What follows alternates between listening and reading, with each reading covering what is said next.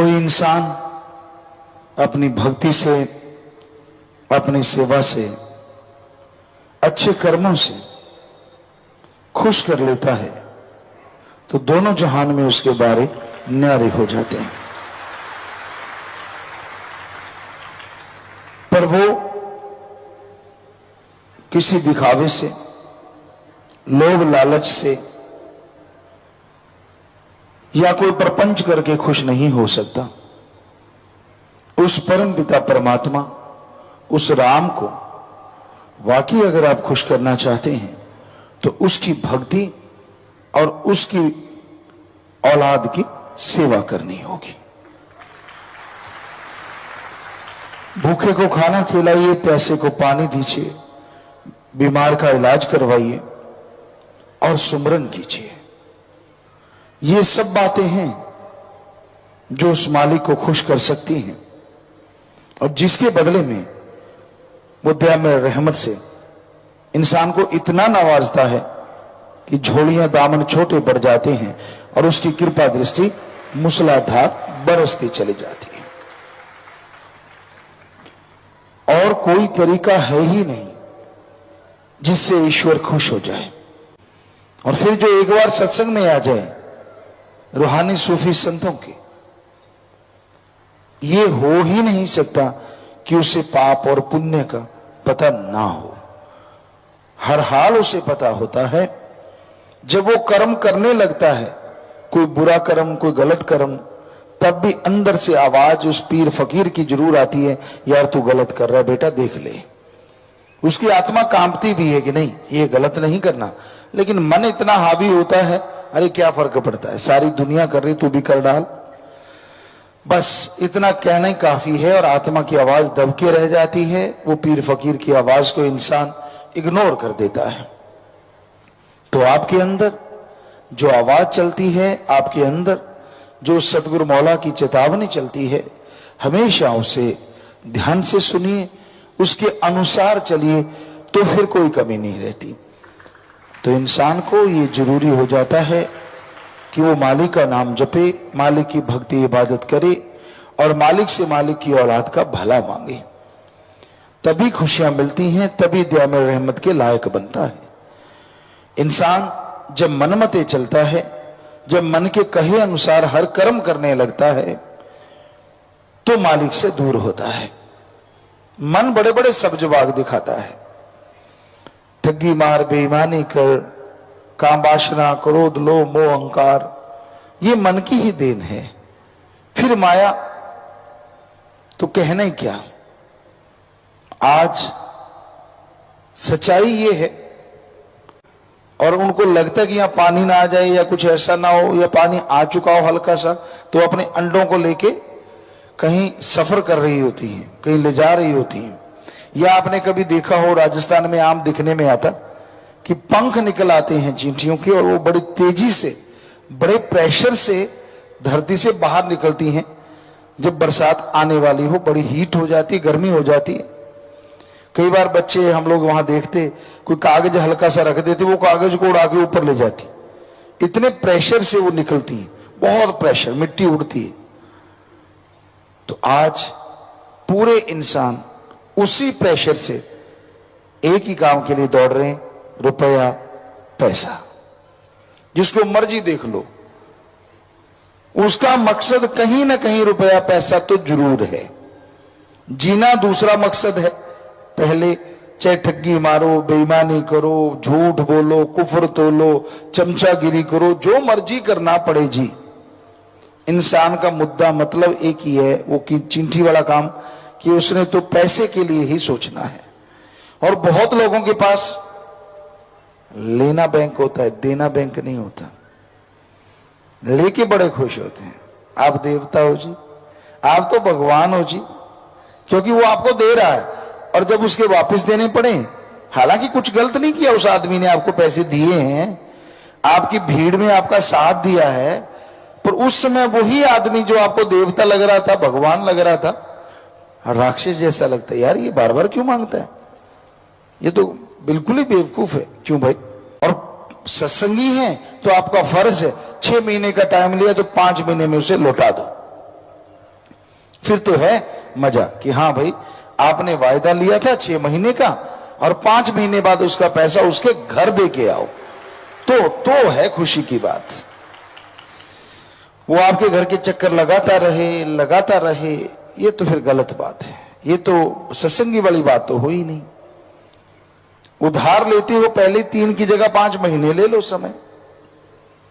और जो किसी का काज संवारते हो, आप अच्छे पैसे वाले हो, आप किसी को कर्जा देते हो, एक तो लेने वाला हो गया, अब देने वाले की बात। आप सत्संगी हैं, किसी गरीब का भला करते हो, किसी को कर्जा देते हो, वो 4-5 महीने में आपको पैसा लौटा देता है ब्याज के समेत, पर वो गरीब है। ब्याज रखो जरूर कि भाई रुपया सैकड़ा 2 रुपए सैकड़े मैं लूंगा, लेकिन जब वो लौटाने आए और सही टाइम पे आपको देने लगे तो उसका ब्याज वापस कर दो। ये है इंसानियत, ये है मानवता।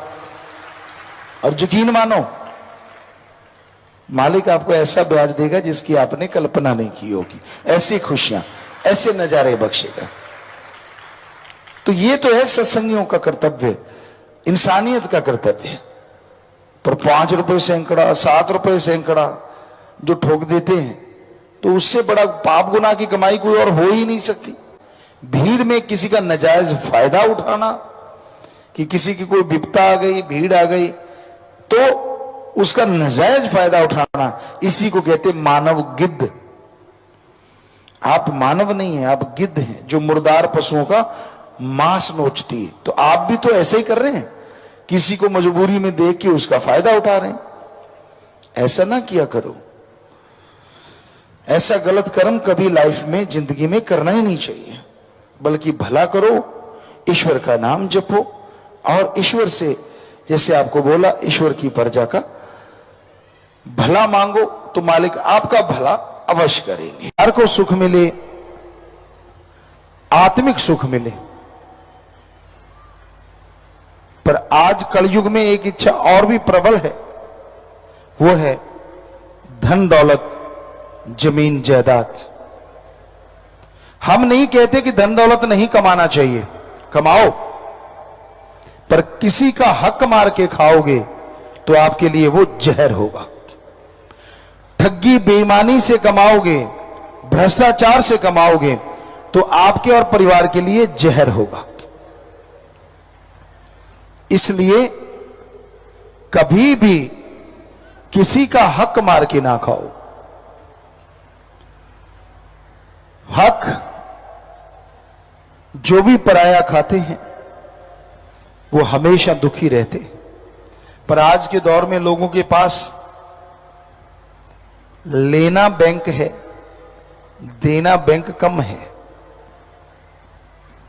उनको दो तो वो आपके गीत गाएंगे, अजी आपके श्लोक बनाएंगे, आपके शेर बनाएंगे, आपकी उपमा करेंगे, बिना वजह आपको मान बढ़ाई देंगे, वाह वाह वाह वाह वाह वाह वाह, क्योंकि उनको पता है उनकी वाह वाह से नोट ज्यादा आएंगे।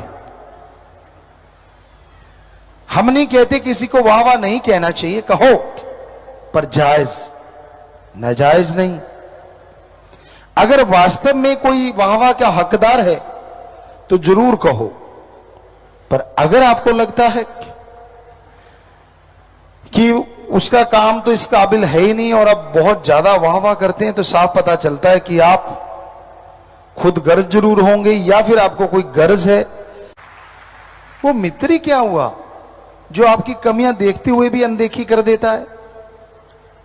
मित्र का फर्ज है कि वो यह बताए कि भाई मैं तेरा दोस्त हूं, मेरा फर्ज है तुझे सच बताना, और सच ये है कि तेरे में ये कमियां हैं, इनको दूर कर। मान लीजिए कोई आपके सामने, आपका दोस्त अपने मां बाप यानी खुद के मां बाप की निंदा कर रहा है और आप चुपचाप सुन रहे हो, यह गलत बात। बल्कि आप अगर उसके सच्चे दोस्त हो तो उसे रोक दो, यार मां बाप की निंदा मत कर। अरे तू भी तो उन्हीं का खून है, अगर वो बुरे हैं तो तू अच्छा कहां से हो जाएगा। सच्ची बात कड़वी तो जरूर लगती है, लेकिन सच कहने से आपके दिल पे बोझ नहीं रहेगा, और हो सकता है आपके उस सच से आपका दोस्त भी बदल जाए और वो मां बाप की निंदा ना करके पापों का भागीदारी ना बने। दोस्त हर समय साथ देता है। ये नहीं होता कि जब दुख दर्द परेशानी आई दोस्त भाग गया और जब सुख सुविधा आई तो दोस्त साथ हो गया। ये कोई दोस्ती नहीं होती। सच्ची दोस्ती के मायने होते हैं कि हर समय एक दूसरे का साथ देना। पर ऐसा दोस्त क्या आपको लगता है इस दुनिया में हर किसी को मिलता होगा? बहुत मुश्किल है। आज तो लोग राम राम भी तब करते हैं अगर सामने वाले की जेब में पैसे हों। इतने खुदगर्जी हो गए हैं, इतने स्वार्थी हो गए हैं कि अगर गर्ज है तो नमस्कार है और गर्ज नहीं है तो कोई किसी का नाम नहीं लेते। लोगों के अंदर क्या चलता है और कितनी जल्दी बदल जाते हैं यह कहा नहीं जा सकता। आपको एक उदाहरण देते हैं। हम राजस्थान में जन्मे पले बड़े हुए। वहां जीव जंतु बहुत तरह के पाए जाते हैं। एक का आपने नाम सुना होगा, गिरगिट। आपने नाम सुना है, हमने उनके अंदर खेले हैं। गिरगिट गर्मे की छटियों पे खड़ी थी, बन छटी पे, और उसका रंग बिल्कुल ब्राउन ब्लैक था। हमने देखा अच्छा ये गिरगिट है, तो हमने उसको हिलाया तो वो बालू रेत पे भाग गई। बालू रेत पे वो जाके रुकी, 5 सेकंड या 7 सेकंड में उसका रंग बालू रेत जैसा हो गया। हमें बड़ा आश्चर्य हुआ, पहली बार उसे देखा था। उसको फिर भगाया तो वो दीवार पे चढ़ गई। दीवार का रंग नेचुरली गेरुआ होता है, ईंटों की दीवार, तो उस पे कुछ 5-7 सेकंड हुए होंगे कि गिरगिट का रंग भी गेरुआ हो गया। तो आदमी कहते हैं ना कि गिरगिट की तरह रंग ना बदलो, पर आजकल गिरगिट छुप गई, कहीं नजर नहीं आती। पता क्यों? क्योंकि उसको रंग बदलने में 7 सेकंड लगते हैं और आदमी बात करते करते रंग बदल देता है। आपके चेहरे को देखेगा, चेहरे पे अगर गुस्सा है तो सामने वाला बोलते बोलते बदल, झट से यू टर्न। मतलब गिरगिट बेचारी कहती मेरी क्या जरूरत है, जब आदमी गिरगिट बना हुआ है। तो इस गिरगिटी इंसान से भगवान बचाए तो बचाएगी, वरना आदमी आखिर कब तक बचेगा? पल पल रंग बदलते हैं लोग। स्वार्थ हो तो गधे को बाप कहते हैं और स्वार्थ नहीं तो अपने बाप को भी बाप कहने में शर्म आती है आज के लोगों को। और हम बिना वजह किसी बात को कहते नहीं। हम पढ़ा करते थे, एक सज्जन थे, हम टूर्नामेंटों में जाया करते थे, वहां एक सज्जन थे।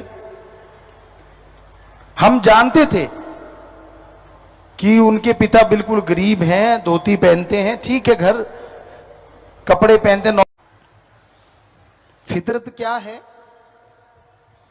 आपके घर के आगे चारों तरफ पीछे सुंदर सुंदर फूल लगा लो, रात की रानी, खुशबूदार पेड़ पौधे लगा लो। जितने देर लगाया, महीना 2 महीने आपको खुशी रहेगी, असल तो 15 दिन। पहले 2-4 दिन तो आप बड़े गौर से देखोगे, फिर थोड़ा कम, फिर थोड़ा कम। 4-5 महीने बाद आपको यही नहीं पता होता कि आपके फूल भी लगे हुए हैं। आप आदी हो जाते हो। पर मालिक के लिए ऐसा नहीं होना चाहिए। वो रहमतें बरसाता है और आपको लगता हाँ ये तो उसका काम ही है।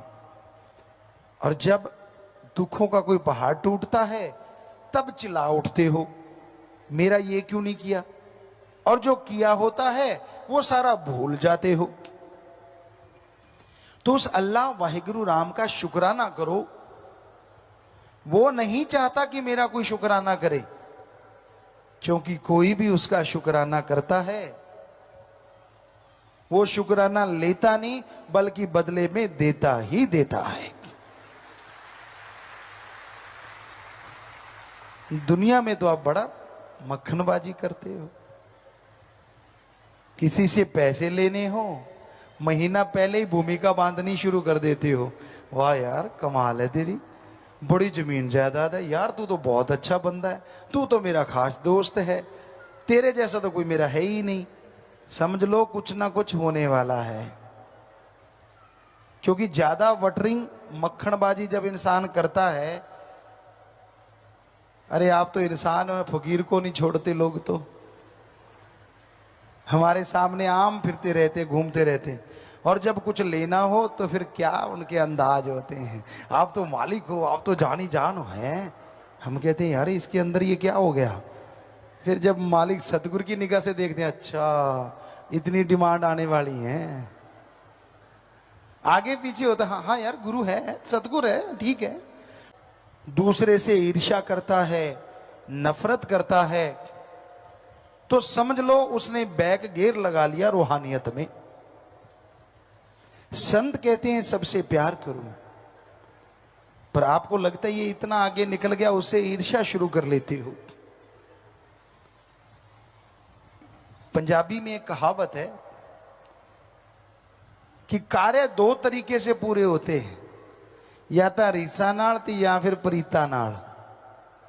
कि या तो इंटरेस्ट इतना हो जाए कि पूछो मत, जुनून बन जाए, या फिर किसी की नकल करो कि चलो यार ये सतगुरु का प्यार है तो मैं भी भक्ति करूंगा, मैं भी सेवा इबादत करूंगा, मैं भी इतना प्यारा बन जाऊंगा, तो आगे बढ़ सकते हो। अगर जड़ा ची दाती पाउंदे रहोगे तो तुहाडियां जड़ा कट्टियां जानियां। अगर ये सोचते रहोगे कि ये आगे निकल क्यों गया, मैंने इसको गिराना ही गिराना है, तो रूहानियत का असूल कुछ अलग ही है। जो दूसरे को गिराना चाहता है वो खुद गिर जाता है, और जो दूसरों की प्रशंसा करता है वो खुद आगे बढ़ जाता है। कभी ये ना सोचा करो, इस बात का अहंकार ना किया करो, मैं तो जी बहुत पुराना सत्संगी है। पुराने मॉडल की तो गाड़ियां भी होती हैं, कई तो इतनी अच्छी होती हैं लोग पूजते हैं उनको, और कई ऐसी होती हैं कबाड़ा बन जाती हैं। तो ये यहां रूहानियत में मॉडल का कुछ लेना देना नहीं, कौन से मॉडल की गाड़ी, मतलब कब नाम लिया। यहां तो आज जिसने नाम लिया, अगर उसने 100% अमल कर लिया, वो महीने में उनको छोड़ जाएगा जिनको सालों हो गया नाम लिए हुए। यहां तो अमलों से बेड़े पार होते हैं। कई लोग डराते हैं दूसरों, तेरे को बड़ा पता है, हमें इतने साल हो गए नाम लिए, तू नहीं जानता, हमें सब राई राई का पता। अरे तुलसी जी तो तौबा कर गए, जो कोई कहे संत को चीना, तुलसी हाथ कान को दीना। कि भाई अगर कोई कहता है संतों ने जो अल्लाह वाहिगुरु राम की बातें बताई कि मैं पूरी पा गया, कहते मैं तो तौबा करता हूं, अब इतने बड़े फकीर तौबा कर सकते हैं, तो आपको कैसे नॉलेज आ गया। अमल आप करते नहीं, सुमरण आप करते नहीं, गम चिंता बीमारियों में घिरे रहते हो, बचनों के फरकच्चे उड़ाते रहते हो। हाँ ये बता सकते हो, वो नहीं बताओगे इतने साल हो गए बचनों की धज्जियां उड़ाते। बताया कभी किसी ने? बताया, अगर किसी ने बताया हो सवाल ही पैदा नहीं होता, अपनी बेइज्जती करवानी है। हाँ ये जरूर बताया होगा, इतने साल हो गए मुझे नाम लिए, तेरे को पता नहीं। क्यों भाई, किस बात का रोब मार रहे हो? या तो ये बताओ कितने साल हो गए अमल करते हुए, 100% वचनों पे अमल कर रहे हो, फिर तो है खुशियों की बात। सो प्यारी साध संगत जीओ, एडा भोला खसम नहीं जेड़ा मगर चलित्र ना जाने, ਇਹਦੇ घर विच ओही ਉਹ बस सकती ਜਿਹੜੀ सब चतुराइयां भुल जावे। एडा भोला खसम नहीं, गुरु साहबानों ने खसम कहा है वाहिगुरु को, और वाकई खसम के लायक ही नहीं है कोई। खसम हमने जो मीनिंग्स निकाला, हर दिल को जो खस्ता कर दे, दूसरे शब्दों में हर दिल को जो खुश कर दे। और कई माता बहना अपने पति को, हस्बैंड को खसम कह देते हैं। आप लोग भी सोचते हो खसम वही होता है जो पति होता है, असल में तो भगवान है खसम, जो हर दिल को खस्ता कर दे, वो भगवान है। आपकी कौन सी रुचि है, क्या खाते हो, क्या पहनते हो, उसको सबका पता है, और वो सबकी इच्छाएं पूरी करता रहता है। जो उसे मानता है। इसलिए गुरु साहबानों ने वाहिगुरु राम को ही खसम कहा, उनकी महिला बने। तो सच्चाई तो सच्चाई है, हर धर्म में ये देखा गया। सूफियत में, रूहानियत में संत पीर फकीर अपनी रूह मान के भगवान को अपना पति परमेश्वर माना। तो वो ऐसा है जो पल पल की जानता है, इसलिए उसको मक्खनबाजी से तो प्रभावित किया नहीं जा सकता। हम आपको डंके की चोट पे कहते हैं, बारी दिखावे जितने मर्जी करते रहो, जितने मर्जी भेष धार लो, जितने मर्जी हेंकड़ियां जमाते रहो, अमल कर लो तो हो सकता है 15-20 दिन में, ना करो तो चाहे सारी उम्र गुजर जाए तो भी उसके नूरी स्वरूप के दर्शन नहीं कर पाओगे। बिन अमलों के आलमा इल्म निकम्मे सारे, तू कोई अमल कमाला रे, अगर जश लेने मालिक द्वारे, अगर जश लेने सतगुरु द्वारे। गुरु को मानते हो तो अच्छी बात, पर गुरु की भी मानो, यानी उसकी बात भी मानो। फिर देखो अगर नजारे ना आए, क्योंकि गुरु नहीं कहता कि मुझे 100 दे जाओ, 500 दे जाओ, 1000 लाख करोड़ दे जाओ। वो क्या कहता है, इस जन्म में ये 2 काम करो, एक नाम जपो और प्रेम करो। किसी जीव का दिल ना दुखाना कभी, मौत याद रखो, मालिक से डरो। इतना ही काफी अगर मान लो तो। कई बार आप कह देते हो, अभी 47 नियम सुने होंगे आपने रूहानी जाम पीने के टाइम। जब गुरुमंत्र लेते हो 3 नियम दब दिए जाते हैं कि ये करना नहीं। आप कहते हो जी इतने नहीं मेरे से माने जाते, चलो फिर एक मान लो। एक तो मानना ही चाहिए ना, आदमी को शर्म आनी चाहिए, बाकी सारे छोड़ देते हैं, एक मान लो। ध्यान से सुनना, आगे भी एक बार आपको बोला था, आप बुरे कर्म कर लेना, पर एक बात मानना, यहां अल्लाह वाहिगुरु राम ना हो, वहां बुरा कर्म कर लेना। एक ही बात है बस, बाकी ना करो। एक तो मानोगे ना, शर्म आनी चाहिए, एक तो माननी चाहिए गुरु की, बाकी ना मानो। कि यहां अल्लाह वाहिगुरु राम हो, वहां बुरा कर्म ना करो, बस बात खत्म। और आपकी जानकारी के लिए बता दें, आपके अंदर कण कण में, जर्रे जर्रे में, इस जहान में, उस जहान में, हवा में, पानी में, आकाश में, आग में, तूफान में, हर जगह भगवान रहता है। ये वैसे जानकारी दी है आपको। अब जो आपके अंदर रहता है, ताला लगा के, कुंडी लगा के भी बुरा करोगे, वो तो आपके अंदर बैठा देख रहा, करोगे कैसे। सो एक ही बात फकीर की काफी होती है। वो कहते ना, ओदी टक टक ते ओदा 61, वो वाली बात है। तो एक ही मान लेना भाई, ज्यादा नहीं माननी। तो आप रोज हमें दोष दे, इतने गुरुजी बचन, इतने कैसे मानूं, चल एक मान लो, बात ही खत्म। ठीक है, एक से एग्री हो जाओ, बात ही खत्म हो गई। ये रूहानियत ऐसा मार्ग है, यहां जो डूबता है वो तैर जाता है, और जो तैरता है वो डूब जाता है। मुसलमान भाई आए हैं तो इस्लाम धर्म में फरमाया है कि अगर मजाजी शराब के लाखों मटके भरे हों और अल्लाह की इबादत में गुजरा एक पल, वो एक पल लाखों मटकों से अरबों खरबों दर्जे ज्यादा नशा देने वाला होता है। इतनी लज्जत, इतना नशा है। पर जब तक इंसान को वो नशा मिलता नहीं, तब तक दुनिया में पागल होकर घूमते रहते हैं। बुरे बुरे कर्म करना, बुरी सोच, बुरे ख्यालात, बुरी चीजों में उलझे रहना, बुरे विचारों में खोए रहना। तो भाई, जिसने कभी गुड़ ना खाया हो और अचानक गुड़ मिल जाए, तो कहते हैं गूंगे को अचानक गुड़ मिल गया, तो अब वो ना तो बोल के बता सकता है, ना पढ़ा लिखा है, तो उसके बारे में महापुरुष गूंगे ने गुड़ खाया कि कहिए हो, कि गूंगा अगर गुड़ खा लेता है तो वो अपनी काख बगल बजाने लगता है। पुराने टाइम की बात, आजकल तो नई नई मिठाइयां हैं, नाचता कूदता कि इतनी मीठी चीज कभी खाई ही नहीं थी। नाचता है, कूदता है, छलांगे मारता है। तो उसी तरह जब तक जीव अंदर के उस राम के प्यार को, उस मालिक के रस को, जिसे हिंदू धर्म में हमारे हरि रस अमृत, सिख धर्म में भी अमृत, इस्लाम धर्म में उसे अलग अलग नामों से सबको बताया गया। वो ताकत की शक्तियां, वो नजारा देने वाली ताकत जो मिठास है, आबो हयात कह लें, अमृत कह लें, हरि रस कह लें, तो वो हम सबके अंदर है। और उसका पान जब फर्स्ट टाइम इंसान करता है तो उसके सारे गम, दुख, दर्द, परेशानियां दूर हो जाती हैं। वो मालिक की कृपा के काबिल बन जाता है। और उस मिठास में एक अनोखा नशा है, एक अनोखी लज्जत है।